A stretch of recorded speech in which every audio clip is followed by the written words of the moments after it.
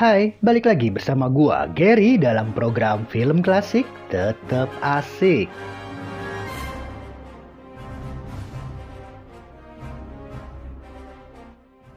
Pada kesempatan kali ini, gua bakal menceritakan sebuah alur film besutan Dasri Yakob. Film yang rilis pada tahun 1983 ini mengisahkan tentang perlawanan seorang pendekar tanah air yang tengah berjuang untuk mengusir para komplotan company.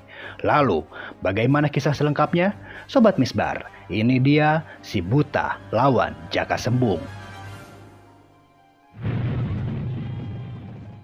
Film dibuka dengan kedatangan para pasukan company yang mengobrak-abrik dan membumi hanguskan sebuah perkampungan, yang dimana para pasukan company itu menawan para warga untuk memberitahu pada mereka tentang keberadaan seorang pendekar yang bernama Jaka Sembung.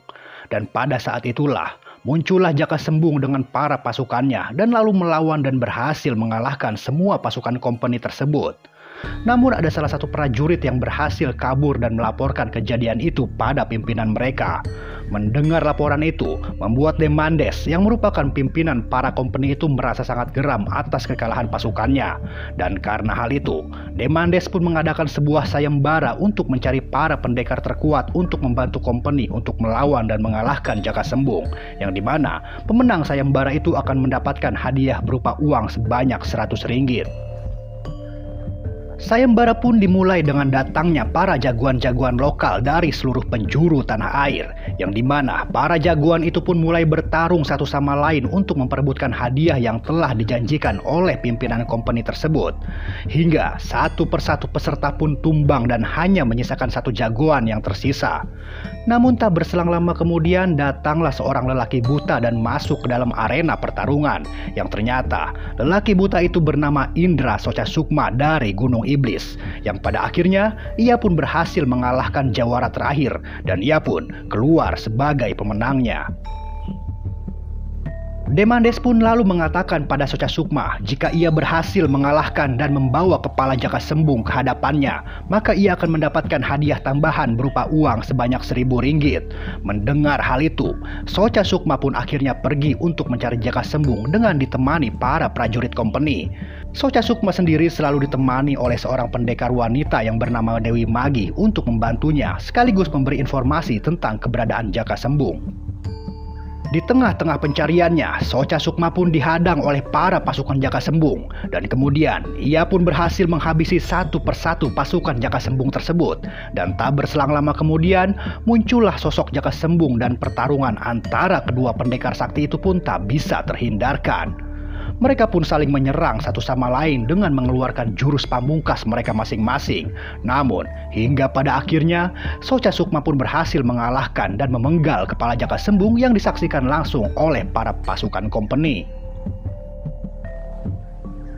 Soca Sukma pun kembali ke markas company dengan hati yang riang gembira sambil memberikan kepala Jaka Sembung ke hadapan Demandes, yang dimana ia pun akhirnya menerima hadiah berupa uang sebanyak 1.000 ringgit dan lalu pergi meninggalkan markas company tersebut.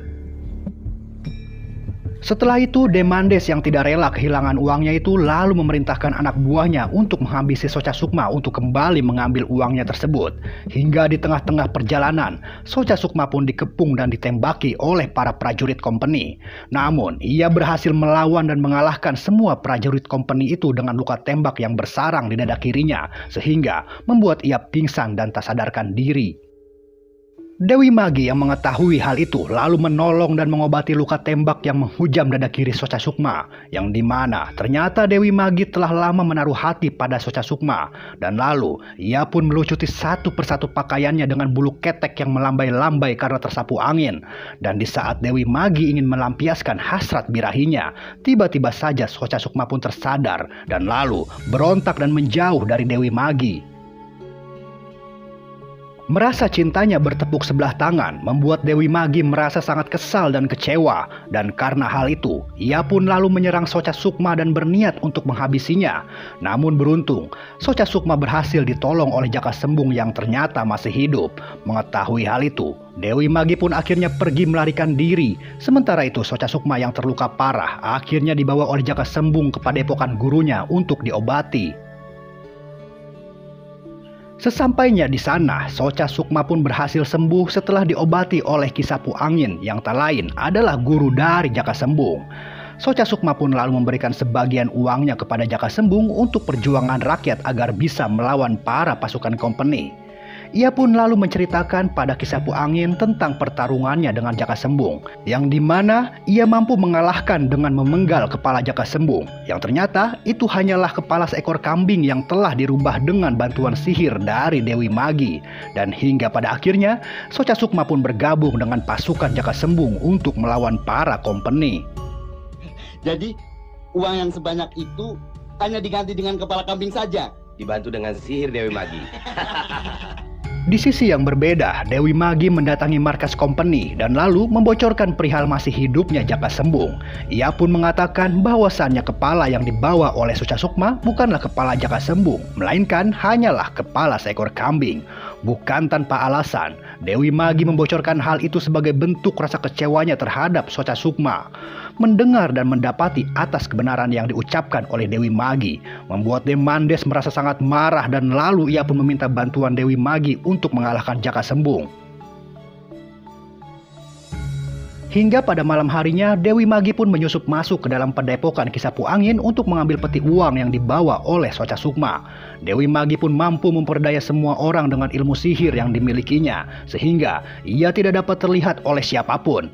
Namun Soca Sukma yang memiliki pendengaran dan penciuman yang sangat tajam, akhirnya mampu menggagalkan aksi pencurian yang dilakukan oleh Dewi Magi tersebut. Dan karena hal itu, Dewi Magi pun mendapatkan serangan dari Ki Sapu Angin. Namun akhirnya ia berhasil kabur dan meloloskan diri. Dalam keadaan terluka parah, Dewi Magi pun berjalan tertatih-tatih untuk meminta bantuan dari gurunya untuk menyembuhkan lukanya sekaligus untuk membantunya membalaskan dendamnya pada Jaka Sembung dan Soca Sukma. Hingga pada keesokan harinya, Dewi Magi dan gurunya pun menculik adik Jaka Sembung untuk dijadikan umpan dan menggiring Jaka Sembung dan para pasukannya untuk keluar dari sarangnya. Adik Jaka Sembung pun akhirnya berhasil ditangkap dan digantung di sebuah sumur maut yang berisikan ratusan ekor ular berbisa.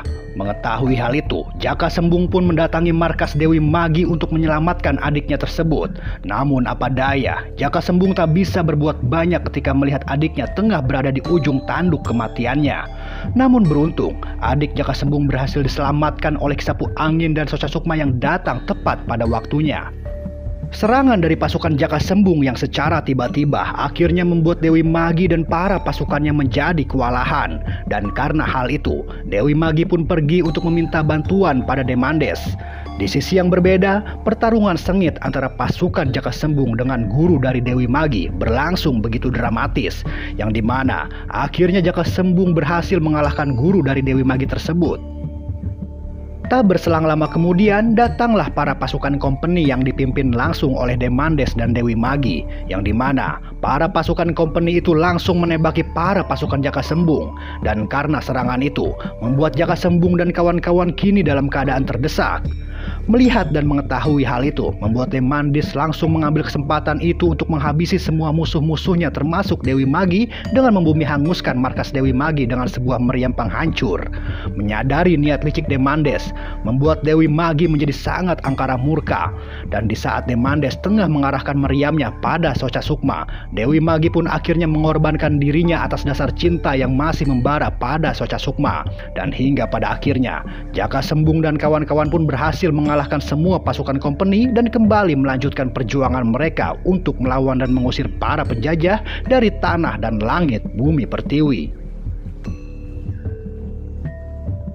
Oke Sobat Misbar, gak kerasa ya, kita udah ada di penghujung cerita. Akhir kata gua Gary beserta kru yang masih belum ada juga yang bertugas mengucapkan sampai jumpa.